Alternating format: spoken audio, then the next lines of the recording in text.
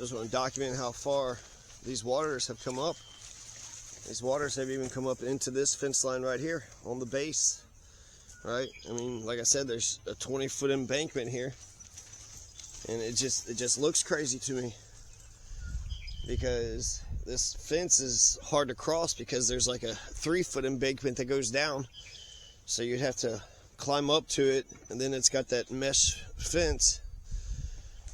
So not only has the water completely engulfed the bank that's in front of it, but the water has come up to here by what, 4 feet or so, which would be good for these 2 trees here. You got these 2 trees here that are surrounded by that ivy. For some reason, people that lived here have let this ivy just grow up and all around this tree, and it's been choking and smothering this tree, and that's why there is this tree right here had fallen down right here. This tree had fallen down and had broken this fence right here.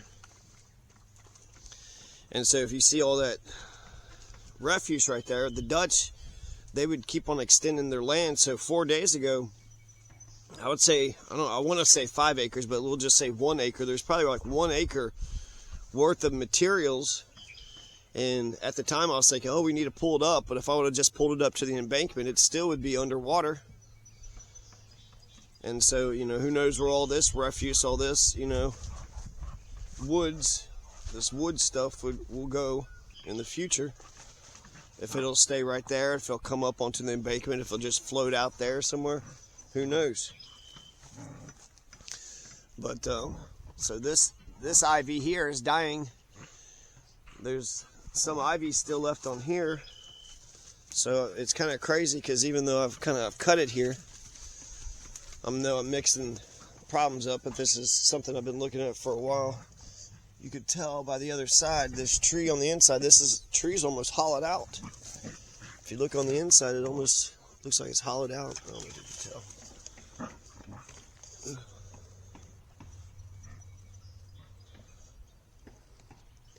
So hopefully that tree lives. So good for the tree of getting it some water, right? So that's nice. I like that. 2 generations of dogs there. A little Sassacus, huh?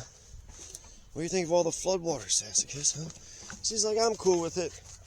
You know, I'm above ground. It's not affecting me. And then Akua and Sassacus are playing. So that's nice. So this is what, 5 feet? This water has come up. Let's walk a little bit up here. Ugh. Look at this. That's crazy. So, like I said, it's good that these houses are on a plateau. But when I hear about, you know, what people are going through, not just in Kentucky, but Tennessee, Arkansas, like I can understand. I can understand. These floodwaters are up at least 10 feet. And so there's 2 cities that were evacuated. Falmouth always gets hit. 2 cities were evacuated or put under a state of emergency.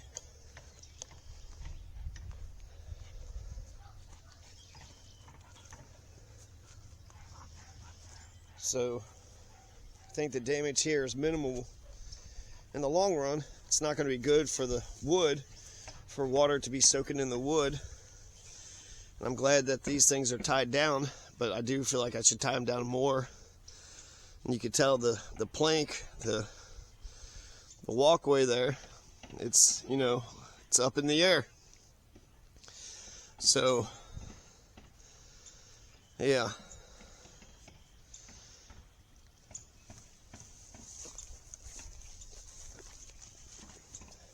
I saw a video today of, this is different. I just saw the 15 paramedics, they go out for a call, and then they just get shot at. And the IDF said that they were being all sneaky, they didn't have their lights turned on, and then apparently, lo and behold, one of the paramedics had recorded his own death. And so we see that Israel is lying about the whole damn thing. Israel's lying about the whole damn thing. And then just 2 days later, There's firebombing on journalists, like, who are just in a hospital bed. I mean, this shit's sick. I mean, the whole world sees that the genocide is happening. And unfortunately, inside your own country, you don't want to hear about the atrocities that your side does. And a lot of times, you know, it doesn't even come to light. But that's it's kind of part of the problem, isn't it? So, you know, this, as much as I'm not religious, so when I say that this is God's judgment, when I think about the rational reason, well, when you have issues, when you have problems, when you need growth over and over again, and hell, with capitalism, war, death, destruction, don't you don't need people to rebuild. You'll need people to bury. You'll need people to create more things. So I once heard that war is actually good for the economy. In some respects, isn't that what pulled us out of the Great Depression was World War II?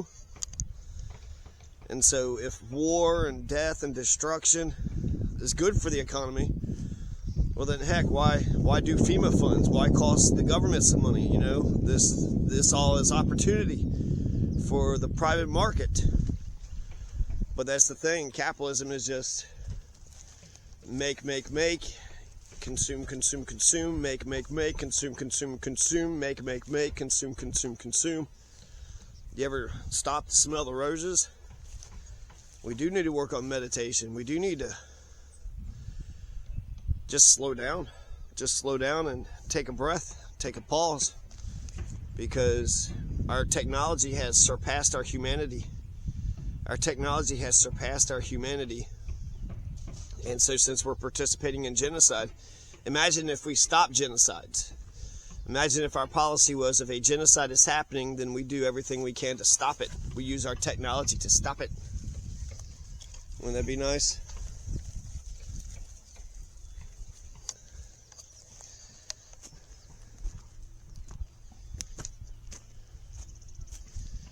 So yeah, keep on polluting America.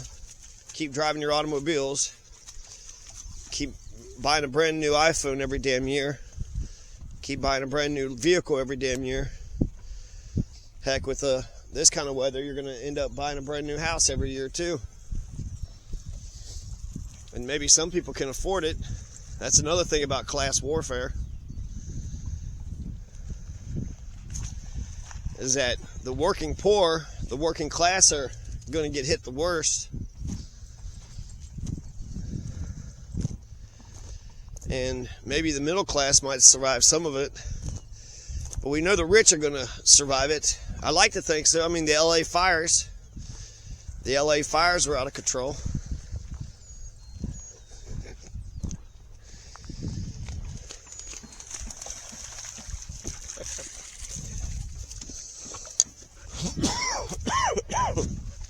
You having fun, crazy dog?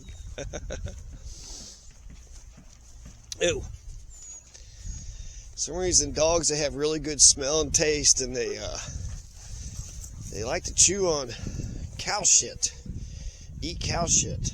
I thought you have good smell. I thought you could smell for miles. If you could smell for miles, they got really good hearing too, but bad eyesight. They got bad eyesight. So it's kind of crazy, isn't it?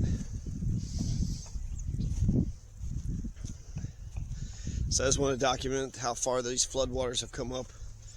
They've come up to the petunia tree, this tree right here, Malcolm tree.